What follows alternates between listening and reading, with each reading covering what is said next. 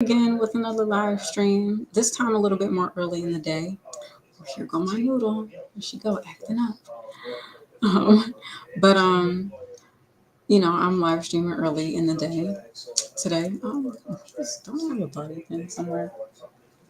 Hold on, y'all. Give me a second.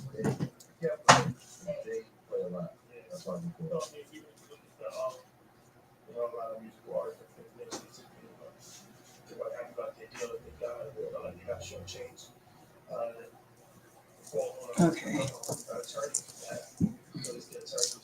So I had to get the look together. My hair's so long, sometimes my noodles get caught in my skirt. That's funny. Anyway, so I'm back on live stream a little bit earlier than usual. Usually I'll live stream like in the afternoons or the evening. But I mentioned last night about wanting to be better about my routine, and today was kind of that day for me. I think I might have been like maybe like an hour behind on getting my day started how I wanted to, like my work day. But I woke up early enough to do the morning routine things that I wanted to do. So I'm pretty proud of myself for that. And I think what would work for me would be like if I were to have like some like time to like chill in between getting ready for like the work, because I like worked out. And usually when I work out, like if I just use like weights and stuff like that, like I don't really work up a sweat. But I was like working on the elliptical and I actually like work up a sweat there. So I'm like, okay, I'm definitely gonna need to take a shower in the morning if I do that, or evenings if I work out at night. And so I was like, okay. But even then I need some time to kind of like cool off and catch my breath and stuff like that, before really like getting started with the day. So I'm like shaping my routine and figuring out like what works best for me, and not being upset at it, because sometimes I feel like, being in this capitalist country, in this hustle and bustle culture, you feel like you got to get up and work hard to do this and do that. And sometimes I think if we're intentional about like resting in between, you can be more productive. And so for me, I felt like, okay, to be like, to adopt the habits of the people that I look up to, or the people in the spaces that I want to be in, like the billionaires of the world that get up at like 3 in the morning and, do their yoga and all of this stuff. I'm like, okay, I have to do this, then get ready for my work day and this and that. And I'm like, you know what? I think for me, like if I do those things, like wake up early, do the workout and all of that stuff, and then have like a moment to kind of like chill for a bit and then get into my work, that could be conducive for me. So yeah, I don't know. I just wanted to give an update on that because I mentioned that last night. So I'm not gonna lie, I'm a little tired. Because I mean, I didn't go to bed like super late. I went to bed later than I wanted to, but like still at a good enough time for me to like, um, oh, thank you. Thank you. Even though, I was having my moment. I have like some shorter noodles that, because sometimes when you have dreads or locks rather, some of the thin spots, they kind of like separate and do their own thing. Like this one is a little bit shorter, like, but I have them all like different lengths, and they're all beautifully unique. So thank you. Yeah. Um, so yeah, I did my morning routine today, but I didn't really get as much sleep as I wanted to. So it's like, I'm tweaking it and figuring it out as I go. With that said, so I'm on here a bit early, um, and so I'm gonna be working on updating the audio to DistroKid, which is the distributor that I use to sell my music digitally or place it onto streaming platforms. And shout out to Weasel for purchasing the EP last week, or the week before. Either way, I'm very grateful. For one, I haven't had like a music sale in a while, but to have a sale overseas was really dope for me. And but I was having issues with my distributor because for whatever reason they were saying like the audio wasn't working. I got like this email saying like, oh, your audio is off, or something's wrong with the you know it's saying like It was saying the file was like a movie file rather than an audio file, which doesn't make any sense to me. And mind you, I've had that project up there for like 3 years. So I was like, all of a sudden now there's a problem. Like, I don't understand. So, and then I emailed them just see like what can I do, and they said basically I have to like abort the album and then re-upload it. So I'm like, ugh, that's gonna be irritating. But hopefully, because when you have songs on these platforms, there's like a special number and code that the song has. So when say if you put an album out, right, and then you want to release a single, but the song is technically already uploaded because it's on the album, and but when you do the single release, there's a way for you to use that same number. So like I think the data from that song is still saved onto that song. So even if you re-release it as a single, it'll still group in the stats from the EP. I think that's how that works. I could be wrong.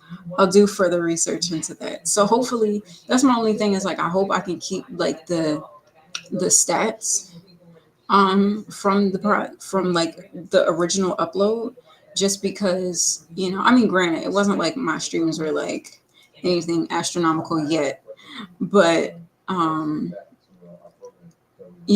I had recently got my streams up from just like networking and from having the business cards and using the QR codes, and getting people to at least listen to the music. So so yeah, so basically what I'm going to do on this particular live stream is update that, which I really don't feel like doing because like I already went through like the nitty gritties of like adding the lyrics on there, and they even have a process where you can like put the lyrics to the song. So as you hear the song play, you can like make sure the lyrics are lining up with the song. So say if somebody does it like wants to use the song on Instagram or something like that, and you know how the lyrics pop up for some of the songs, like it'll be in sync with the music. And so I'm just like, I really don't feel like doing this.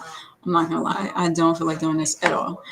Um, so yeah, um, I don't want to do this, but here we are.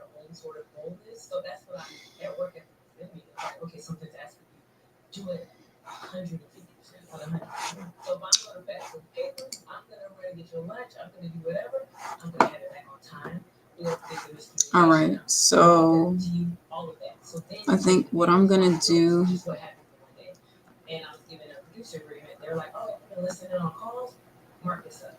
I just want to. So, all right. So, what does the entertainment attorney actually do? I said a little bit, but give the full rundown. You did a great job saying. So, basically, entertainment attorney is okay. You have a couple of skill sets. At the core, you're a business attorney. You should be like a strategist, but we need to be problem solvers. So, let me just do a little research on this. Okay, so it's called a ISRC code. And let me just insert for commercial. Okay, so I mean, it basically ensures that you receive your royalties, but I'm just like, I don't want to like have to start all this over again. And then I mean, luckily I'm the only one who wrote these songs, but.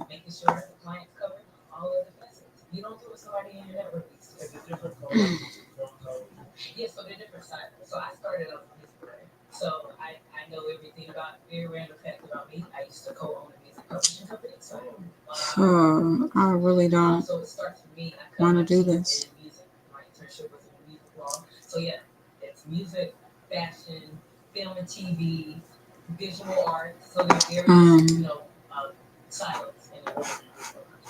I'm like, is there any way for me to just update the? But it's like everything is saying all the songs.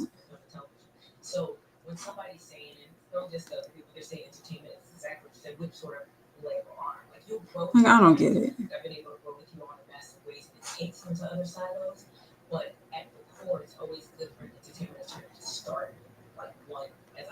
Okay, I'm not sharing the screen with y'all, so y'all don't see what I'm working on. Okay.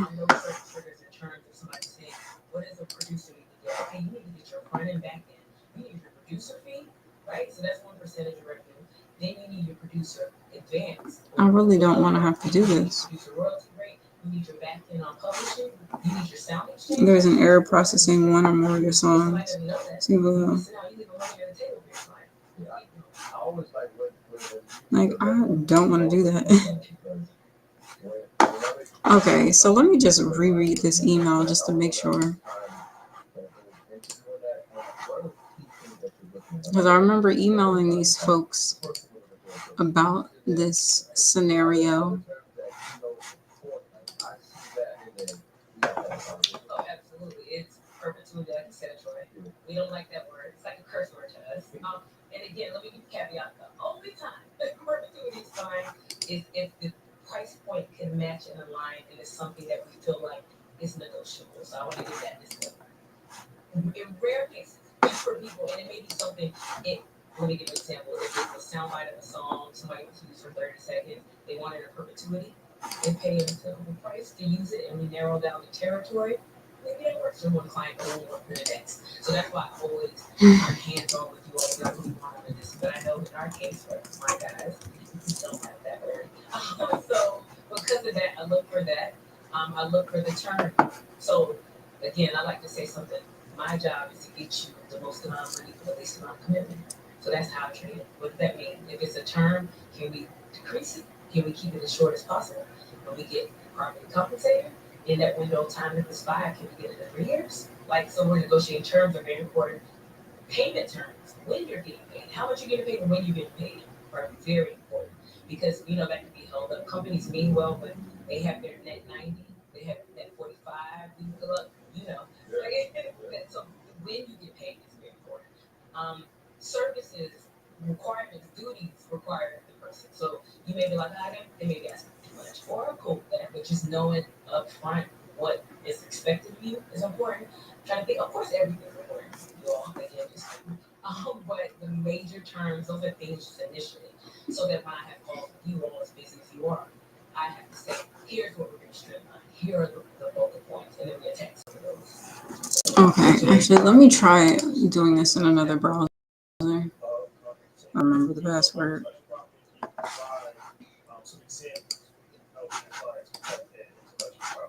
Yes, like you said, intellectual property, or if you hear people you hear say IP a lot, that is incredibly important for everyone. Specifically, I'm very passionate about our community, the Black community, knowing that because that's often the first thing that's taken away from us. So it's a matter of what you create. And I just want to also say something. When you create something in the United States copyright law and trademark law, the minute you create, you write a poem, you write song lyrics, there's a copyright. What you want to do is go and take it, add a layer to it, protection. You go to the U.S. Copyright Office. So www.copyright.gov. I tell people go learn that skill set for yourself because I get it when you're coming up. Yeah, and I know how to do that. Lawyers, go learn how to do some things by yourself. So go there, learn how to follow copyright. Not the most exciting thing to learn the process. Once you get it, you do it. Then you want to see, okay, do I have what's called a source identifier or branding? That's a trademark. Do I have something that people are starting to know me by, right? Trademark that. And I can use you all. Sure. Earn your leisure. We are sitting here because this is a federally protected trademark. That is what you do before things get big. You protect your assets. Assets over liability is a trademark that's protected. So Rashad, enjoy the best example of you here is you all. The company that you all have, it's protected. That's the best way to do it. So whether you get the trademark attorney to do it, whether you do it on your own, just make sure it's protected. Before you walk into these business deals, I've seen it where somebody has to then either go buy that or negotiate how to get it back. And of course, the price is much higher than it would have been before the stars started to rise. So I have some cash flow. Let's require and production.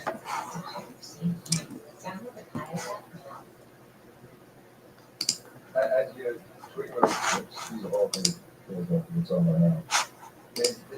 What's the first big? All right, so I know y'all see my other screen that I'm working on, or that I'm not working on rather. Okay, yeah, so it's like that over here too. really came through, which is a bit of an origin story, which I know we'll talk about, through 85 South. I would say those were the biggest one. I could, go on people. All right. So basically, what I'm gonna do, which I'm not thrilled about, is just like copy and paste everything. That was really when there started to shift in the atmosphere. Because I'm going to be very transparent, but I feel like a lot of people get to hear this. They think, and I know you guys have to this a lot. People think they know what goes into doing whatever you do, right? And there's so many stories to it. I always tell guys, Okay. any bit of a platform, I'll say it's like when I moved to Atlanta, like I left Raleigh, North Carolina, I left a job there. Oh, sorry. I had to All right. from nothing. I packed what was in my car, moved with my sister, stayed there for 2 years, and started building the practice. So when people, think they see whatever they think. Actually, so this is what I'm gonna do. I'm gonna share my full screen because I'm gonna be jumping back and forth between windows. So we're entering the vortex. You go in and do the transaction. You go to a large firm, become a partner. That was my mission. In fact, it made me sick to my stomach, to be honest, because I never really wanted that path. Because at the core, it's important for me to stay in Nigeria, specifically from the Igbo tribe here. Okay. So my artist account on Instagram. Luckily, we have all my social media stuff right here. You're told that it's a machine, right? You're told go here, do this. This is what people do. We produce, we spit this out. Close that because I wasn't thinking. Oh no, that's Instagram. Like I didn't have steady clients. It was, referral based, and that takes time before people trust you. And then, so when you asked that question, Troy, it was really when the journey started going on the up and up. Things were going, but as far as those wrong. Okay, so we got the Facebook link, record label Neomac Entertainment. How much was this project? I forget.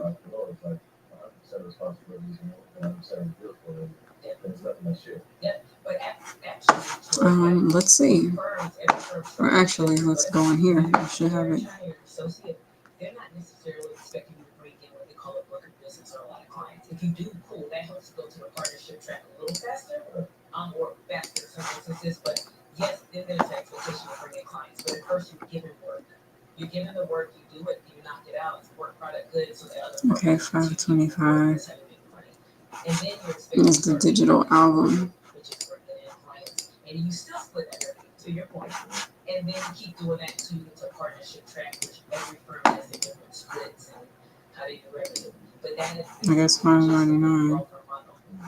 Cut up in different ways. But yes, you were still very much sharing the labors of all of the efforts and things you put into and splitting it with the overall firm. So contract disputes. That's something that we see on TV a lot. Okay, yesterday's price isn't today's price. Essentially. Primary genre, we'll say R&B. Second, I'll say pop. And I'm gonna stay and start and stay in the music space because that's where you can see, to be honest with you, some of the nastiest disputes. It can go out for the one that I am referencing. Is I think we were in it for about 18 months for a contract dispute. So what happened was the artist who I was representing was they put on an EP, and an EP will like limited project, maybe 5 to 7 songs versus the album, which is smaller. And he was signed to a major label, but a smaller label taken to the major label, and that's called a production agreement. So they're saying, hey, I was thinking about changing the cover for this project, but here we are. The relationship didn't work out. Meanwhile, as you're doing anything, recording, you're traveling, you have to be cool. They're tabbing like every bit of what you spend, every penny. So he ended up owing 6 figures. We're talking $300,000-$400,000, and to the record. And this was you all in a 9-month span. Okay, so that's the thing. And let me just look at this. So you rack that up between you get this producer, pay them $20,000, you pay this one $50,000, you do whatever, get a feature, you do whatever. So these are all MP3 audio. So like, what are we talking about? Whatever.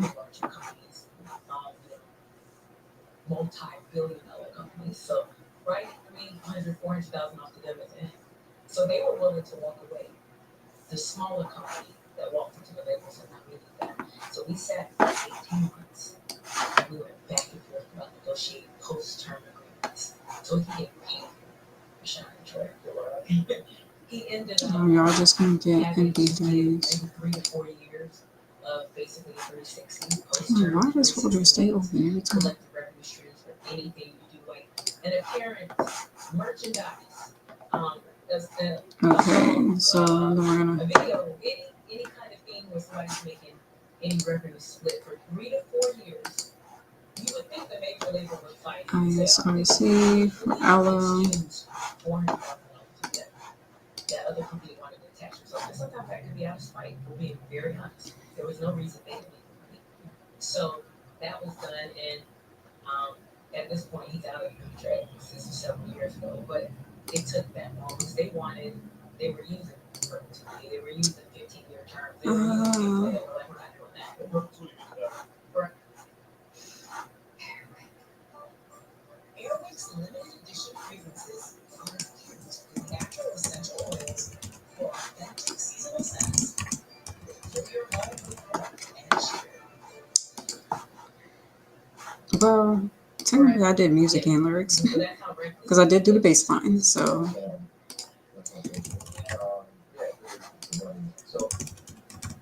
if that's still their name, her name, herself.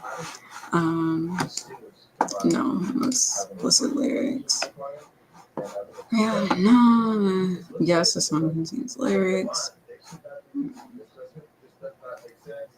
Yeah, I just don't feel like it. No, because this was a single. So I deal with that by I'm off to say it is my opinion, your choice. all right, track 2 My opinion, your choice, but I get that. is alumni. And I hope everybody sees that or I'm very true or transparent. I like to offer. Let's make sure I spell everything right. That's the first thing I pay attention to. And if not, let's try to get to a place where we as a human being. And mind you, these are just same files that's on here. So like, I don't understand, but you know, whatever. Yes, it does already. And that's difficult because I care. So we're gonna copy the code. And it's. I don't know if this should be like private or something. I advise you that I can't force anybody to do more do I want to. I don't want you to resent me. So it's that is happening. But whatever. On not a lot of occasions, but enough for me to remember. And in that instance, I gave you all that. Wow. And it turned out to be Bitch. Let's get it together. In my defense, I'm not wearing my glasses, so. Ooh, girl.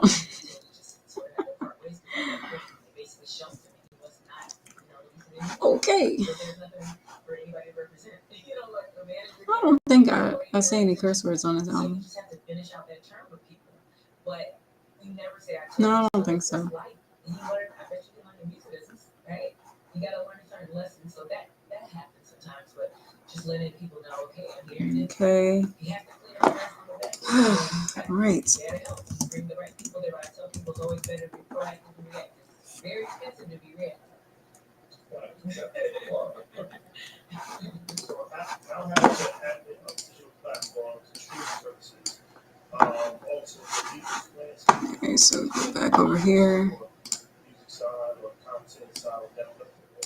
Yeah, so a lot Get the code. I started music side. For several years, it took the label a little while to want to catch up. Because it's just a system that works. If we're talking label. Let's see if I can spell my name. Okay. That wasn't my fault. I pressed the wrong button. That's why you have people that get pushed back. All right. And when you hear the masters being signed over, because the trade-off is, hey, let me get your masters. And what was this? Just Wanna? Just Wanna is now a single.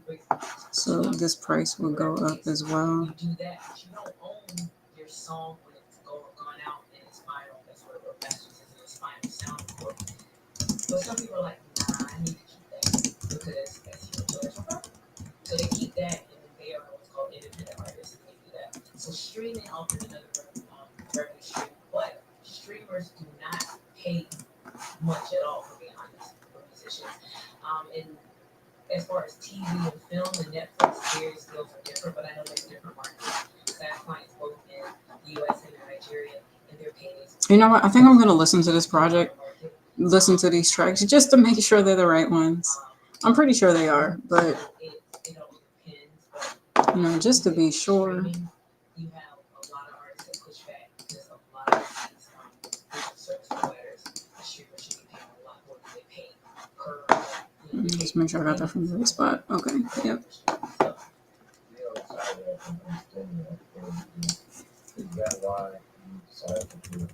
Okay, I spelled my name right this time. Okay. Being a lawyer, being in these deals, I know what it's supposed to look like. Now, again, not saying I've seen everything, but I've seen a lot. I've seen enough to know that, you all could be monetizing this a lot better. And I specifically started the publishing company in Nigeria. So my story, I talk to you about this, right? I can't wait to do this from new music. But, you know, one step at a time. Oh, shit. See, this one's missing a number. Good thing I peeped that. And nobody listened, and I was like, this is not going anywhere. And I would tell people, so I started a company there. Okay, hold on. Yeah, nope, it's not good. Oh, good thing I caught that. People on the ground who actually do that, or who have the relationships to connect you. Because just because I'm Nigerian doesn't mean I know how to do business in Nigeria. I'm born and raised in America. So it took me a couple of years to get the rhythm, go back and forth to all that. That's how I learned with the music publishing company. And I learned a lot of lessons. Okay, I'm gonna check all the codes just to make sure it's right. And that's business. And you know, dust yourself off, pick yourself up. But in that, I got a lot of relationships. So I got to build with a lot of music artists in Nigeria, some dear friends of mine right now, because I've come in the name of let's build infrastructure, let's help you create generational wealth. Everybody else came in the name of let's take it, let's exploit, let's build nothing, let's continue to take it. So it was a little different. I think it helped too because I'm with them. Even though I'm born abroad, they have like my nickname for us. I'm born abroad in Nigeria or elsewhere in the diaspora, but I came when they watched you. It's about trust. They were like, "Oh, she's really here," and you already helped them make some money. They listened to you. So that came through publishing. It's slow. People now from a company that was started a few years Unlimited just started music distribution on here might not be that bad. I would rather do that because I paid a lot of money to put out those other videos. But we're not there yet. They were getting tours. They're writing songs they're giving up to bigger artists who work for hire. You all work for hire means, hey, if somebody gives you $2,500, you sign away all your intellectual property rights. If they make $1 million from it, your $2,500 is your payment. People walk away from that. And then their song will go and sell and make $1 million or sell 1 million units and you get nothing. So publishing allows you every time you're sitting somewhere, even in places you don't know in the world, you're collecting a revenue stream. How do you, I mean, that's a.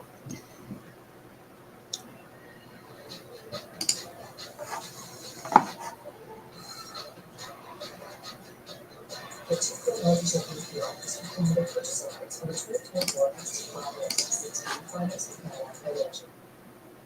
That's a lot. All right, so I'm gonna just double check the info here. I got 5 songs. Yes, that was the initial release date.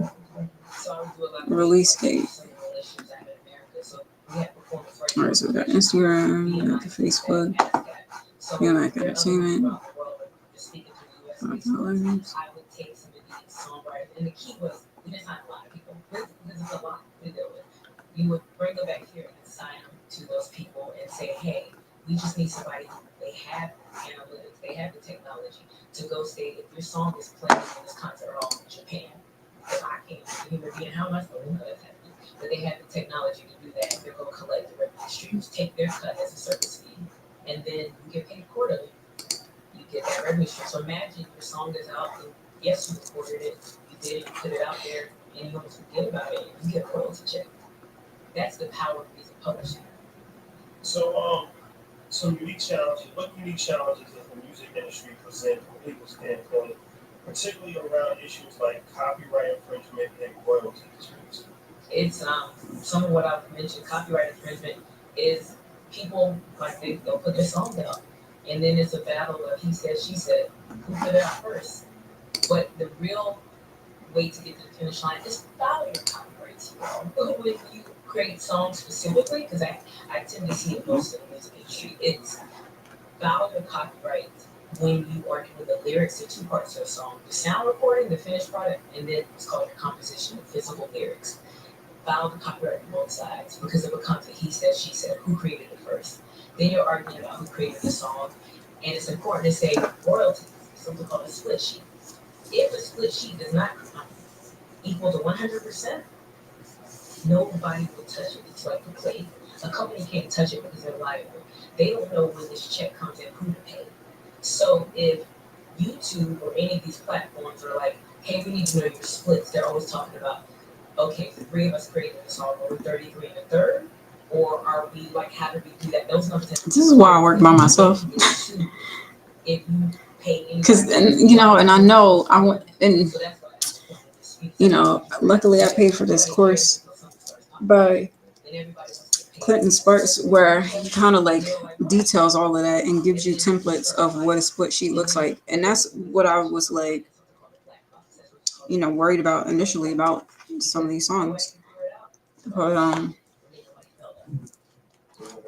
right,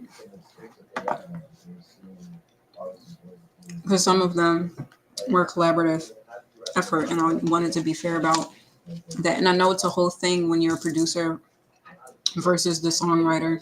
I'm still learning all that, but for me, it's like, you know, I want to be as fair as possible if I do collaborate with other people.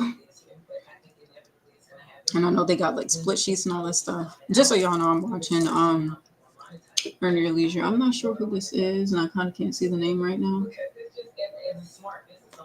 But it's someone on here talking about like music entertainment law, and I'm like, oh, I need to watch this. Even though I'm not like fully paying attention, but I'm like listening in between me doing this, and I'm probably gonna watch it again at some point. No matter how great technology is, like, do you still want a human being to, like, we're gonna figure out what some of that is, but are people gonna lose jobs? Unfortunately, yeah. But is everybody gonna lose their job? What do you think? I'm interested. What do you think? I was listening to the Beyonce song, and I was like, oh, this is pretty crazy. Then I heard the Drake song, I'm like, this is pretty crazy. Like, either song, I'm not sure. Like, I think the recording academy was saying that they might start accepting some of these songs and plays, right? Yeah. Because they chart 3 minutes ago, that's a chart. Yeah. So if the artist really get that information to do the creation of it, other than an algorithm putting together their likeness and the best that you know, Yeah. how do you monetize all this and is it copyright price for it? That's the tricky part, Troy. Because that's what I'm saying. It's like you're using at the core, you're using Beyonce's voice. Like, that's infringement.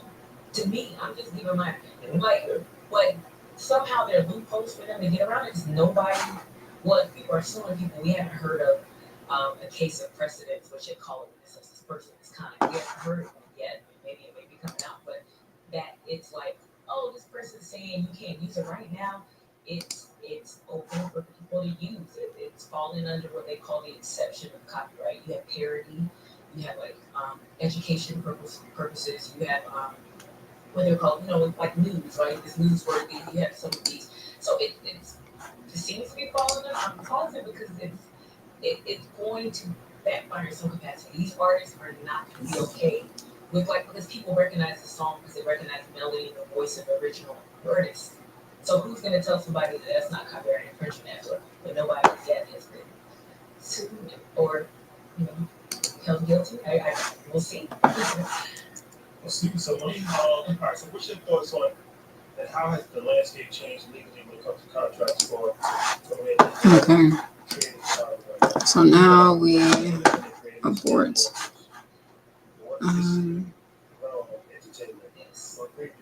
Okay, hold on. Let me copy this. And now you're dealing with influencers, people that are using social media, people on TikTok that's making $1 million. So, Oh, but hold on. before we even do that. See, that was the thing. I'm like, let me It's fair game. copy the lyrics again. In a respectful way. But eventually the week was separate discipleship. Like, and I'm not saying that in a condescending way. I'm just saying initially. Some people are in it for the quick, like, hey, I'm a TikToker, I made this, I can make this happen. Go collect what they collect and go sell off to the sunset. But if you want to make a career out of it, there's no way to cheat consistency in any capacity. Right. Who says you can't go for gold without gold? Get the brands you want, the prices you want. Or you can always afford to be you, to be us.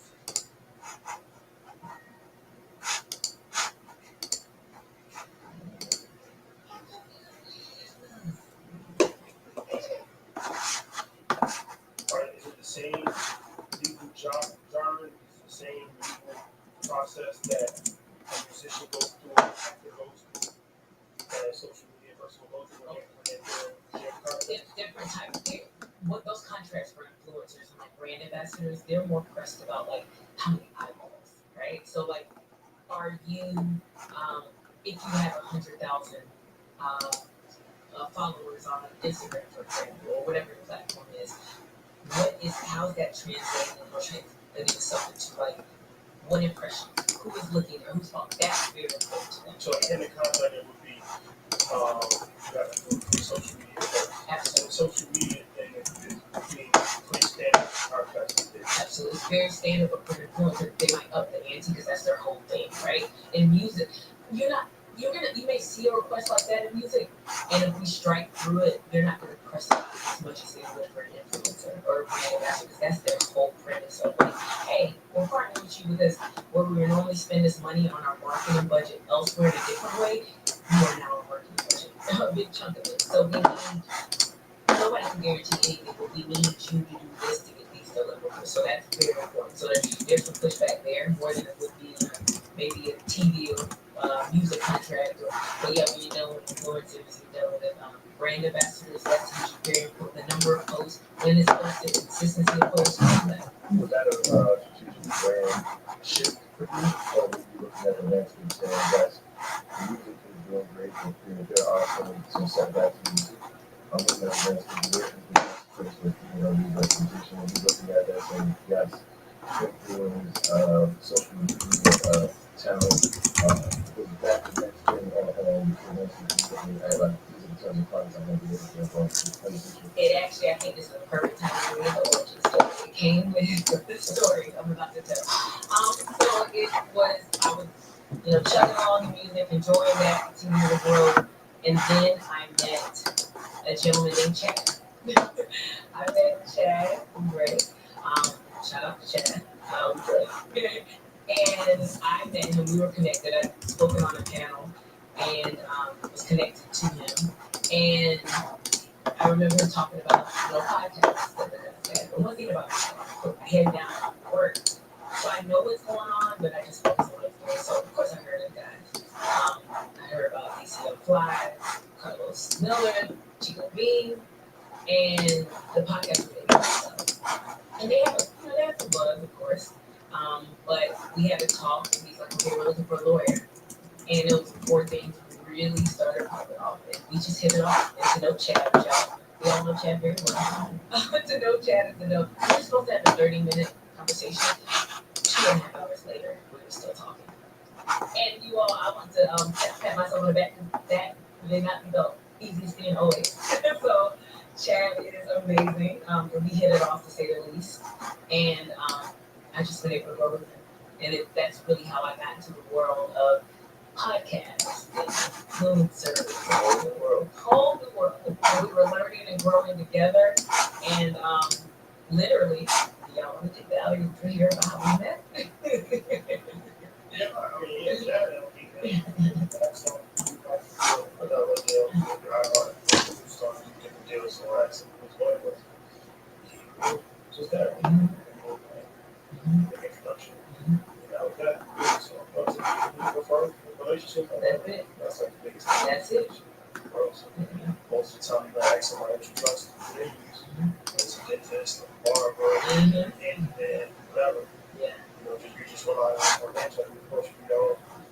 research and feel it out for yourself. But yeah, that was pretty.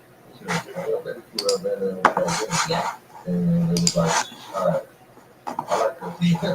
Yeah, it was good. I love enthusiasm. Your willingness to say that you guys are going to do, you guys are going to do anything. Oh, What really? the work you're doing is incredible. Yeah. So everything that was you. So Okay, so what was it? Was that the problem? let's look at the other bit. Looking at us and before you what we're doing, how are you deciding what are the factors of who you're trying to help? Oh, you all scared. I'm very like I'm a woman of faith, so I wine with like it's scary for me. Like you all are. I literally say I tell you all the time. Everyone knows, but it's a blessing to work with y'all. And people inspire me. That's a big thing for me. I work off passion. Again, I'm a creative at the core. Like so, I feed off certain things. I get the work done because gotta take me to the finish line.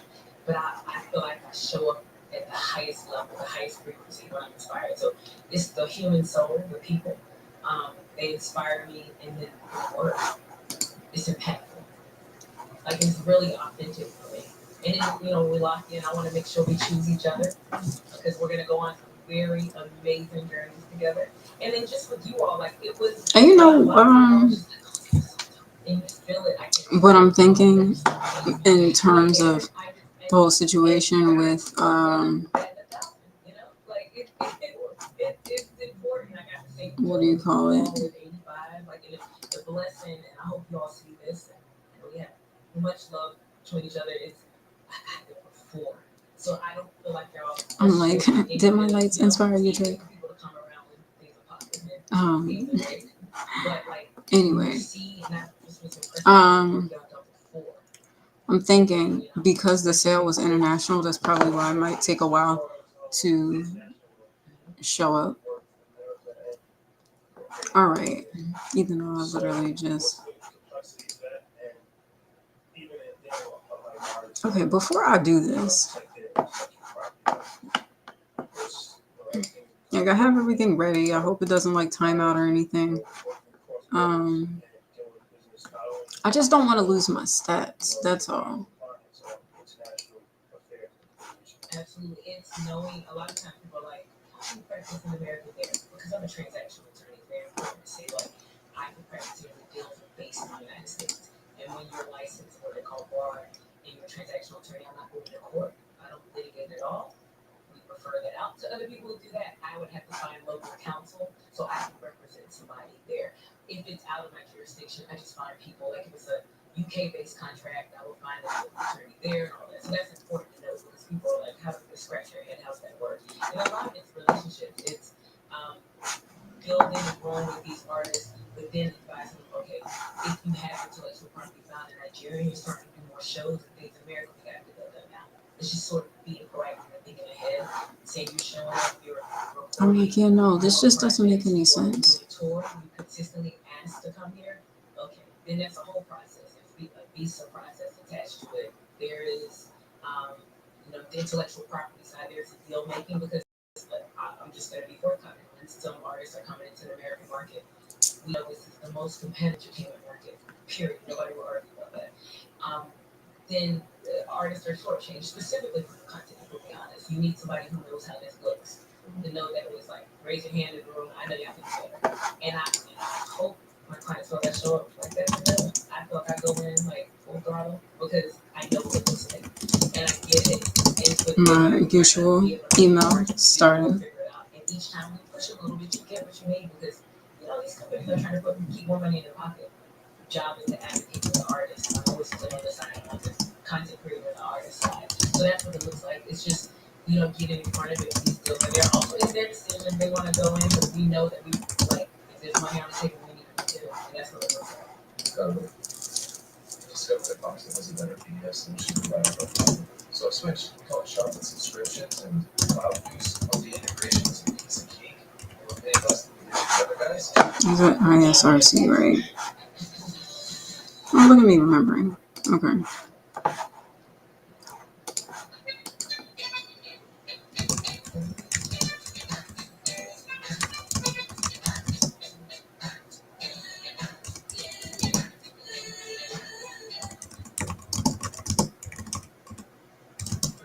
There. been times when deals will be brought to you to be brought to a client rather than saying the client saying, you know, how does that work? It depends since there's a lot of requests, especially the bigger clients get. People want to pitch certain things, so I'm very sensitive to that. I like to protect you all. I'm very protective. So because there's a lot that goes on, a lot of people try to get. So that can happen, but when I feel like if and when it aligns, and it's something because what people need to appreciate. No one person I work with, you all are amazing. Nobody thinks they're more special than the next, but what people have to understand about when you need to impact your global name, you have notoriety. A lot of people want your attention, and it's you have to filter the noise. And sometimes it's broad. Some of it is not worth having the clients to say this might be a good opportunity because people need to put in some work. What some people want a lot of times is, hey, I got an idea. Can you flesh it out? People don't have time for that. As much as they want to, like you don't have time when somebody can demand. So sometimes I will get those, and I'm a line of protection of armor. Sometimes it needs to be brought to the lawyer, or the manager, or whoever, agent, whoever it is, because we're here to protect the button. Because a lot of pitches and a lot of ideas get thrown, so that happens. But by the time I will come to you, you all will be like, oh, this is something I might do. Like, it's something that, you guys should hear this. It has to be that strong, in my opinion, because I know how much comes to the client. So how far do you push too hard? Like when you're dealing with a corporate, when you try to negotiate and try to go back and forth, it's like sometimes you can try to push somebody too hard, then they just blow the deal up. That's a great question. Nobody knows. I would say this: it's as far as my client wants us to go because we always strategize. Like if you want to pull it up, you want to take it off the table, we take it off the table. We're going in this ride together. So my answer is as far as like we decide we wanted to go, and it's because we're pushing and advocating for something we really stand on, is the vision and your brand. Stand on it. If they don't want it, I promise you somebody else will. Promise. Seen it enough. Transactional attorney, right? So, like, how does a transactional attorney actually look to the contracts, to the retainer? Some people have no idea. Yes. Oh, you're a lawyer. My mom told me to be one. Yeah, and they have no idea. Yeah, how do they run? Absolutely. So it could be a hybrid. It could be hourly rates. But attorneys, depending on where you go, they do less hourly rates. It could be flat rates. So, okay, our review this contract that costs X amount. But as clients are growing, then you can have a hybrid retainer. And then for transactional deals, you all hear deals in entertainment. Usually an attorney, when the deal is brought, we'll do something called paper. Like they want you to paper it, the ideas and everything that they're discussing. They want you to make sure you're going over with the fine tooth comb, the legalese and all of that. You get 5% of the deal. That's standard pretty much in any side of the industry, music, television. And then there are other ways for the entrepreneurial people that are attorneys to say, if you bring something of value to your client, then you all collaborate on whatever that percentage would be there. But generally speaking, if you're on the entertainment side, an attorney would get paid 5% of the deal. That's paper that they are like reviewing. If you talk about relationships, because if they're on the flat, you work sideways. If they say there's been silence, there's been times when things have been brought and like you drink off the time. Where that might not be the silence. What about how that works with collaborating with another attorney who's special? Absolutely. A lot of it is big on, I just love that my clients trust me. Yeah, I'm like, okay, I'm ready to trust. I want the best because I always want the best for it. I don't want to sit here and guinea pig what anybody's going through. I like to stay in my lane. I like to say I can do what's in my lane with my eyes closed because I have a passion for it, a fervor for it. But when it's something outside, and I know there's a lot of people also bringing somebody to the same thing I do in real estate. So that's what I do. It's just always knowing you can never. Okay. So if I don't know somebody in the space, I gotta find them because I need it to look like magic. That's why I almost need to this person appeared, but you might not see the back. You're like, okay, figure out all this, but it just has to be because your world moves so fast. So it's my job. I take that very personally to find the right person. Again, my default is always, am I going to enter this contract? Am I going to handle it as mine? I take it that personally. So we got to find people. Get it done. So yeah, I would think that it goes just back, right? Because I feel like unless you're a lawyer, just simply lies, you work aware of what you actually saw that happened. But like if you're aware of what you saw, because a lot of musicians they come back and they have arguments with their former as their label and they took advantage of me. I signed with my master, I got a raw deal. I feel like it wasn't a bad deal when you signed. It was a bad deal when you signed. It's like it's a bad deal 6 months or a year later when you're a different person. You got a lot more leverage. It's like you didn't want to wait. You didn't want to do it independent. You didn't want to build leverage. I'm not even knocking it, but that's why the deal structure the way it is. So I said that before. I said that last year, but I just feel like it's everything is always looked at in reverse. But it's like, what if it didn't work out? And I gave you money, and I gave you all this, and I didn't get anything from it, right? So yeah, that's my philosophy. I like that. There's no such thing Okay, as so unless you were missing. Absolutely. Let me ask you this question. I'm just out here Which is a scenario trying to get all this together because I really don't want to have to re-upload this, and I feel like I shouldn't have to. Black community, they do it out of desperation. They really need $100,000. All right, hold on. In a scenario that they really need it. It's not coming from anywhere else. No, it's not life changing because we know what I always want to remind people: you start with $100,000, you pay the government, you got to pay the lawyer, you got to pay your manager. So you are probably walking away with 50 to 60% now, right? But they don't factor that in what they need. So I want to ask, I know you answer hard to say, but like, what do you think about that? Because that's probably 70%. There's a reason. But it's important to know. If you're under the premise of I'm signing my master's away for $100,000, right? And you're informed this is what you're doing. To me, that's not a bad deal. It's a bad deal if they say, all right, $100,000, you still gonna own your master's. But in the contract somewhere, you kind of like got swindled. And then it's like, yeah, I didn't know what I was doing. But you willingly gave it away. You thought about it. It's a good deal. Because in that moment, $100,000 can change your life. Yeah. Right? It's like if it was a bad deal, you wouldn't sign it. So when people say like they did it out of desperation, that's a good deal. Because at that point in time, I made a rational decision that $100,000 is more valuable for my master. Yeah. That is a fair assessment. Troy, what are your thoughts? I agree.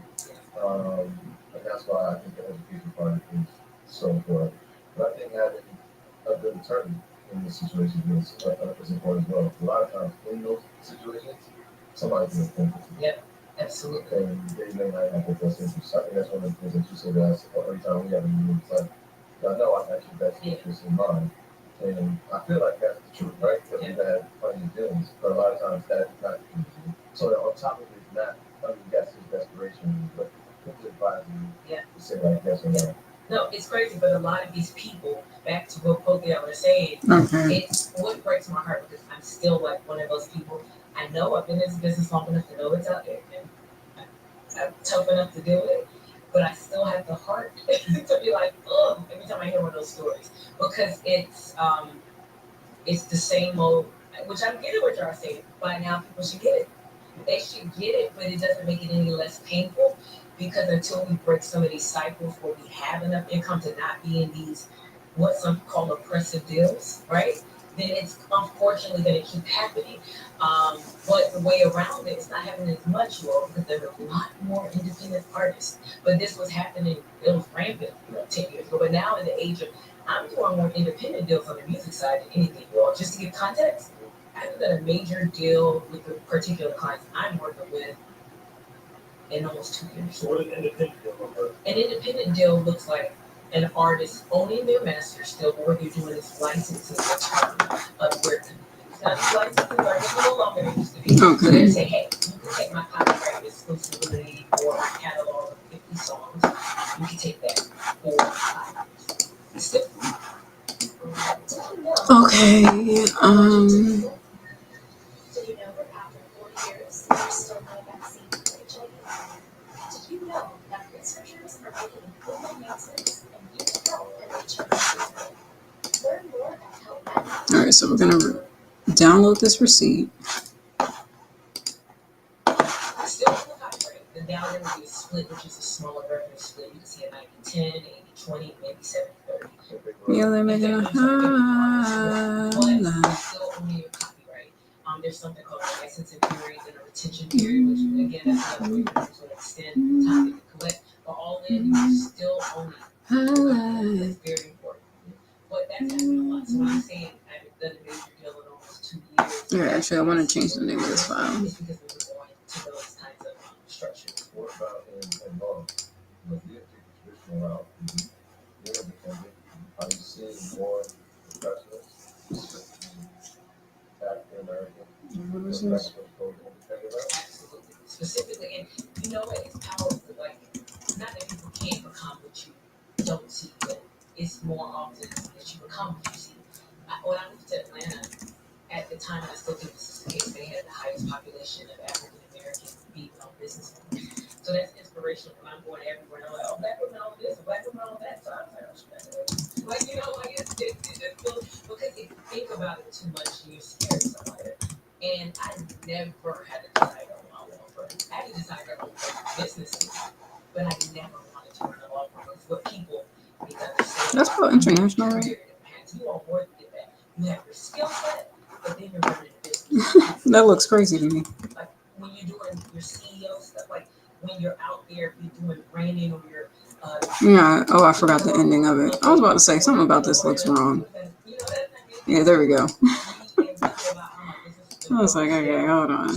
Grammar, we're trying to figure it out. To know that you are making a lot of choices and you're wearing several hats, especially when you start out. Okay. You're your own secretary, your own accountant, your own lawyer, your own financial planner, everything. And then obviously to grow and scale and get team members there. So do it, but like proceed with caution and know that it's gonna be worth every bit of it. But it's a journey. I think some people are like, I can do this and they get here, and after a year they're like, oh shoot. Yeah. What about like negotiating out of a contract or renegotiating terms of a contract while the contract is still in place? Like, how does somebody do that? Because at the end of that, a lot of Yeah. negotiate contracts towards the actual contract. So It's leverage. I'm gonna be honest with y'all. It's leverage because it's not that easy. When people don't feel like they add value, I'm just gonna be very frank with people. Like, this has been done. It's because they saw value. Because I have definitely been on the other side of contracts in my earlier years, and stuff like that gives you the fire you need. I literally had one of my counterparts say, "Hey, take it or leave it," because they felt there was a level of disrespect they could have. Because like you should be happy to be in the room, your client should be happy. So when you come from that to situations of leverage, you all, I don't care what anybody says, it's a very different group. It's so leveraged to answer your question. That's when they're willing to, because usually what they're going to go, God forbid something goes to court, they can say, did you sign this? Was there any duress? Was there any mental incapacibility? And no. Got out of the contract. But are people open to it? Yes, when there's leverage. When they feel like, okay, let's make this person happy. Let's make these people happy. We'll figure something out. But generally speaking, it's hard for me to see outside of that. You can get out of something you're moved to. You brought up something being all the road inside of business. There's something I see amongst entrepreneurs, of course, the leverage, I guess the balance between working on the business and working in the business, right? And every time I speak to you, there's something you got going on. So like, when you talk about scaling the business, how do you, I mean, what did that look like for you? I love it. It has to look at the way everybody wants. I'm very hands-on with my people. So for me, on the legal side, I never really envisioned having a 50-person law firm. I didn't. I want to be the type of lawyer who's entrepreneur, work with my people that I love, who, again, I told you my criteria, who I'm inspired by, who I'm motivated by, who trust me in what I'm doing, and we'll grow together. I don't know what that number looks like to it, but I know I never want to drop the ball in my people. So if it stays in this boutique-ish feel, which is how I even brand myself boutique, like, I can't answer the exact number, we'll scale, but I just know that I didn't envision, because I know it's a monster.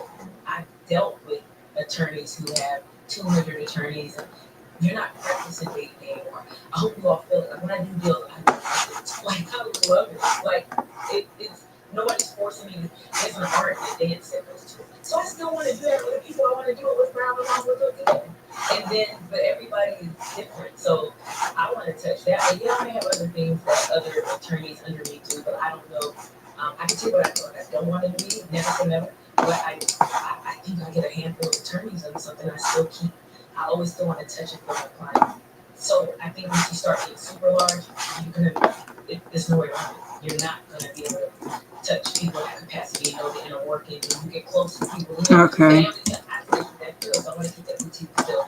But what I do is I like to, and I'm gonna have you all. Like I'm learning that people around me. So like, I have land in Nigeria.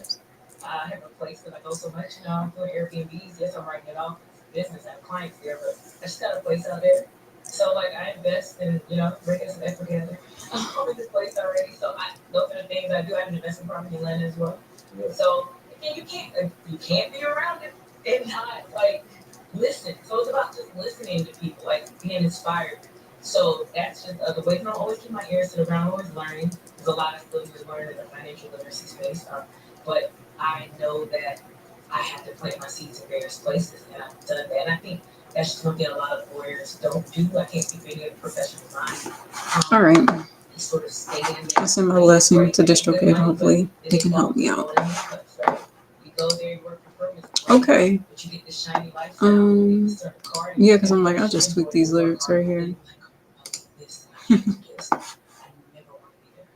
And because I work for myself, we get to choose each other, and I can choose on what I don't make those decisions. Okay. So now I can be flexible and be like, okay, what I No, love, I can might. say so. I'll read this later. People that like God has. Okay. So, you know what? I was gonna do the whole like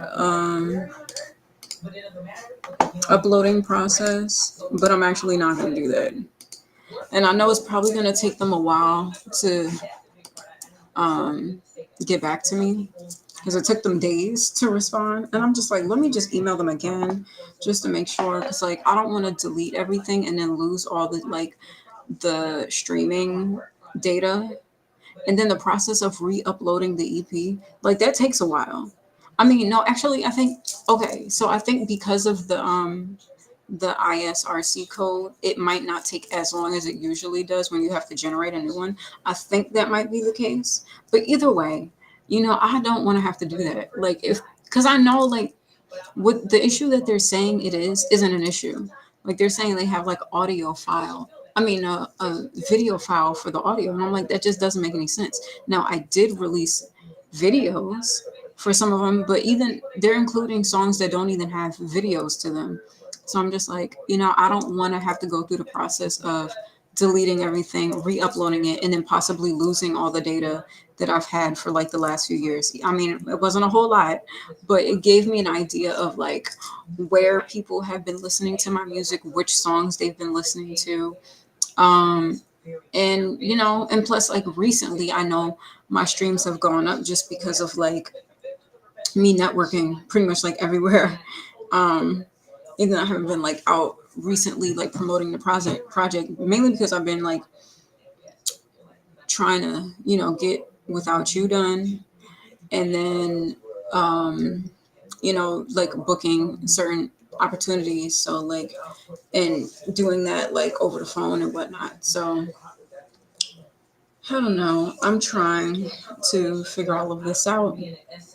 So yeah, I kind of like went against what I was gonna do. So I was like, you know, let me just email them. And then also the whole issue about like the purchase, you know, with it not reporting. And I'm thinking it might have something to do with the upload issue. And not only that, but maybe because it's an international sale. But I feel like that shouldn't be a problem because I'm sure there's a lot of people like bigger artists, or let's say artists with more sales. We'll say that that you know they'll get international sales, and I mean, you know, it shouldn't be a problem. So I don't know. We'll see how that goes. Yeah, but I mean, I'm glad to have this receipt. That's pretty dope for me.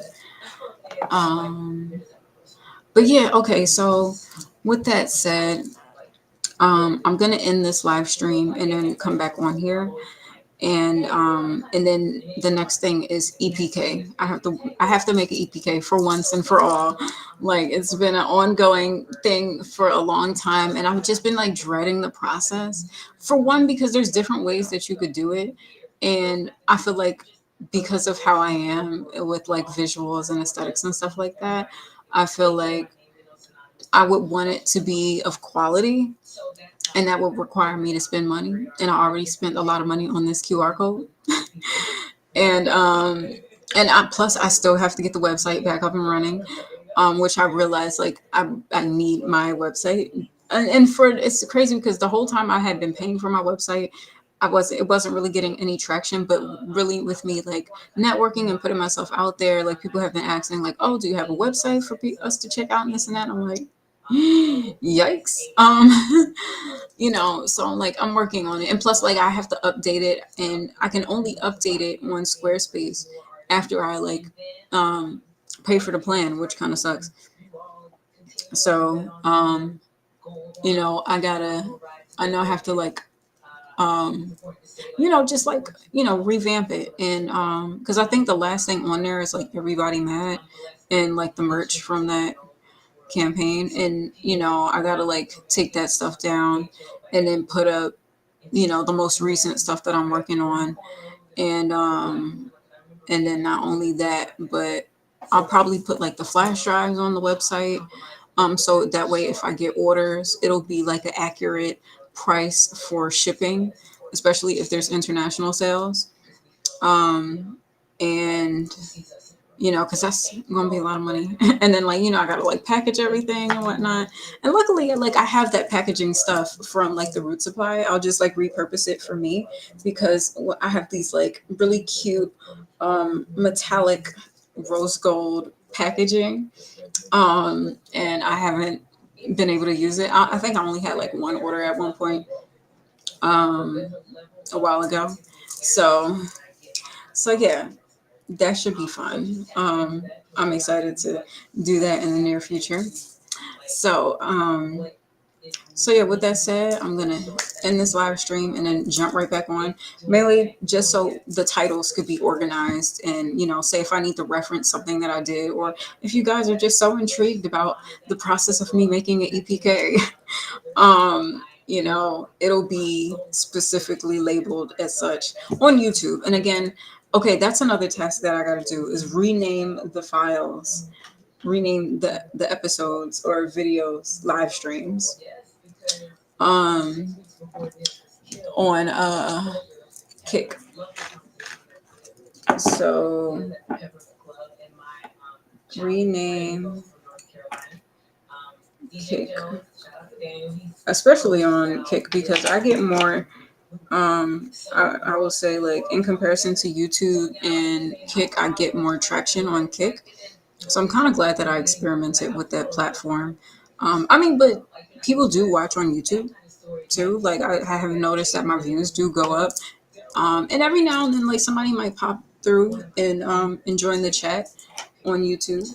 So let me just okay, so I did update all of my social media pictures. That's another thing I gotta do, public website. Okay, add link tree to business card. Okay, I did want to do that. Email. Yeah. Prep performance tracks. Okay. Oh yeah, that's right. I do have to do that. Create structure and schedule for live streams. Oh, okay. So what I was thinking about, I'm gonna think. I'm just all right. I'm gonna work. What are we gonna do? I'll do that after the EPKs. So I'll work on the EPK because I think that's the first thing that I need to start sending out information to like more established venues and blogs and stuff like that. So I think that's a priority. Then from there, I'll work on Kick. And I think the thing with Kick is one, renaming the live streams. That's one. This is gonna be a very long conversation about business, about family. Renaming the live streams. And then I think adding, there was something else I wanted to do in there. Okay. So adding live stream days. So I have something in the bio or something specifying the days that I'm going to be live streaming, days and time for now until they change. So I was thinking about doing a Music Monday, because I used to do that on Instagram, where I would just like maybe do like a medley of like 3 songs or something like that, and it would just be like a performance. So I think I might do that. But I think I want to separate it so it's different from a rehearsal live stream versus like a performance live stream. So yeah, because I want it to be like a whole vibe. I want it to be something that's different than my usual like working live streams. So it feels like an event. You know what I mean? And I'll still do my working live streams like randomly, but at least that's one that like, okay, you'll catch me. And it's not a rehearsal. It's not me singing the same songs and like working through music or whatever. Like it'll be like a performance. I'm coming up with that idea right now, actually. And then yeah, and then like still doing like rehearsals and stuff like that. The rehearsals, I guess, would be like a vocal practice or guitar practice that can be for like future performances or just me working on a set list. And then you guys could just kind of like be a part of that process. But if I do like a Music Monday or something like that, like it'll be the whole works. Like, I'll give you a look, I'll do something with the set here, which is, it wouldn't be like a whole lot different than what's already happening. There'll be lighting, it'll be like a whole visual thing. And it'll be like more of an experience to, something that stands out from what y'all usually see me do here on live stream. So, yeah, I guess that'll be a cool thing to do. And that could be like me doing my own, like working my own set as Nerisse the artist. And I might do like maybe a cover or so, but it'll primarily be my focus as an artist. But in my rehearsals, you'll probably see me do like some original stuff, but I'll probably do like mostly covers during my practices, just because like that's pretty much what I'd have to like learn for the gigs that I'm trying to book now, until I start booking gigs as Nerisse the artist, So that'll probably be how I work that out. So that days and time, and then I think I want to update my page and add like a donation bar. So like you can help a girl out. On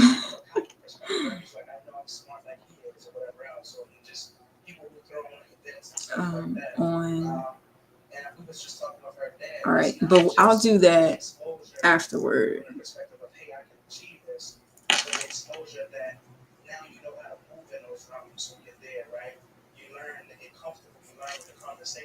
All right. All right, cool. So with that said, I'm about to end this live stream, and then I'll be back in a few minutes or so. All right. So it's your girl Nerisse, and we done with this particular task. Until the next one.